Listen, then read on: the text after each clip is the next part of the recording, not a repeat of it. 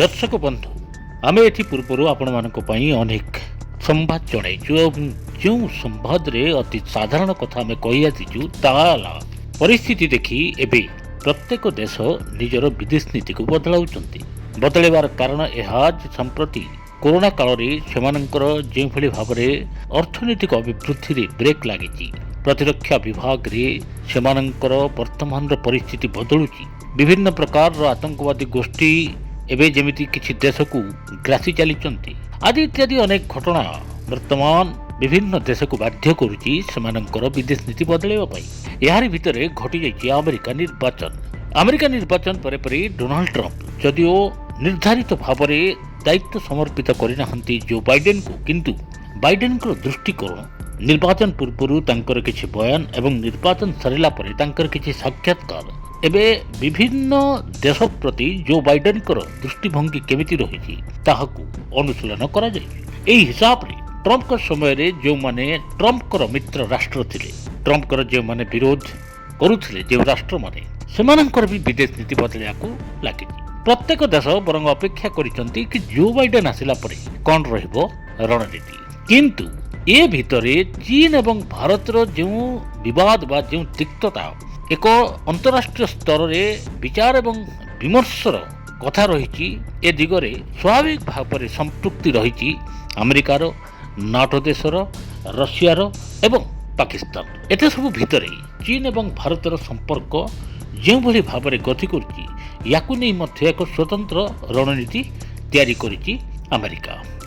Joe Biden पूर्व बयान को यदि अनुध्यान करा जाए ताहले ट्रंप जो जो मामला रे चीन को घेरिबा चेष्टा करथिले बाइडेन अंततः सेथिरे परिवर्तन करिवार संभावना कम। किंतु बाइडेन को दृष्टिकोण यह कहूची कि चीन एक प्रतिद्वंदी भाव में ताकू धरा जिवो, बरं शत्रु हिसाब रे कम धरा गलाबे प्रतिद्वंदी को प्रतिद्वंदिता रे केमती हरे हेबो सेही रणनीति को प्रस्तुत करने को पड़िबो।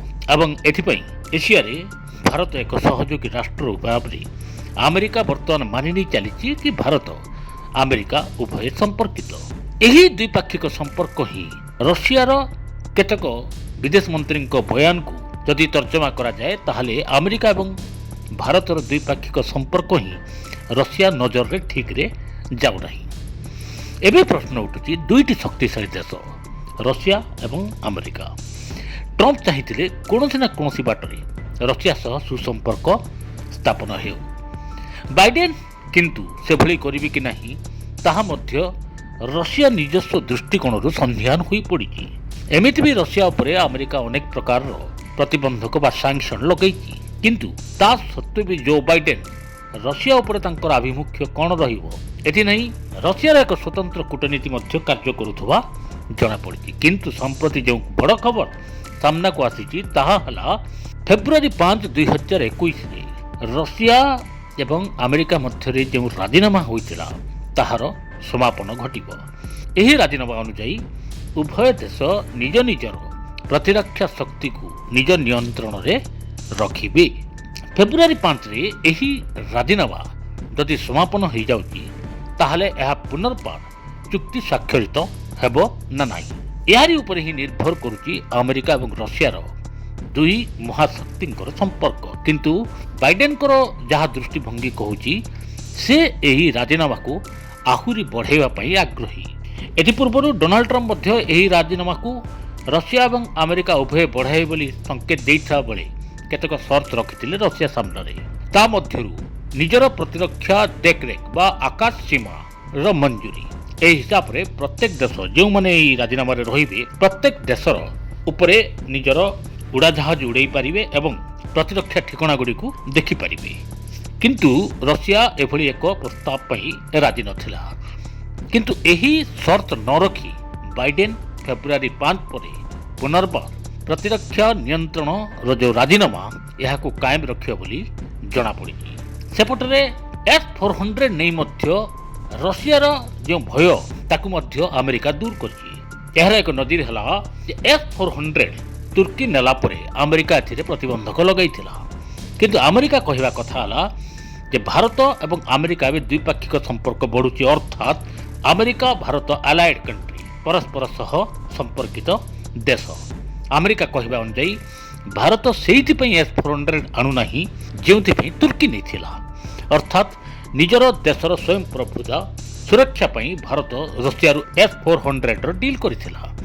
ଏମିତି ବି ଭାରତ ସାରା ବିଶ୍ୱର ବିପକ୍ଷରେ ଯାଇ ମଧ୍ୟ ପ୍ରତିରକ୍ଷା ମାମଲାରେ ରଷିଆ ସହ ଆଜି ଯାଏଁ ସମ୍ପର୍କିତ ରହିଛି।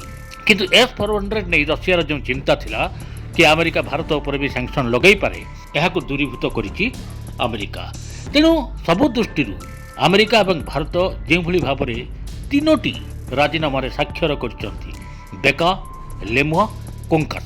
ତେଣୁ ସବୁଠୁ ବଡ଼ କଥା, ଏତେ ଥଣ୍ଡାରେ ଲଦାଖରେ ସୈନ୍ୟମାନେ ଅପେକ୍ଷା କରିଛନ୍ତି। ଗୋଟିଏ ଇଞ୍ଚ ଜାଗା ମଧ୍ୟ ଚାଇନାକୁ ଛାଡ଼ିବେ ନାହିଁ ଭାରତୀୟ ଯବାନମାନେ। କିନ୍ତୁ ଏତେ ଥଣ୍ଡାରେ ରହିବେ କେମିତି? 2016ରେ ଲେମୁଆ ସନ୍ଧି ଅନୁଯାୟୀ ଆମେରିକା ଯୋଗାଇଲା ଶୀତ ବସ୍ତ୍ର। ତେଣୁ ଭାରତ ଏହି ତିନୋଟି ରାଜିନାମା ଅନୁଯାୟୀ ଆମେରିକା ସହିତ ଦ୍ୱିପାକ୍ଷିକ ସମ୍ପର୍କକୁ ବଢ଼ାଇ ପାରିଛି। ତେଣୁ ରଷିଆକୁ ହାତ ନ ଛାଡ଼ି ଆମେରିକାକୁ ଉପେକ୍ଷା ନ କରି ଭାରତ ନିଜସ୍ୱ ରଣନୀତିରେ ଗତି କରିଛି।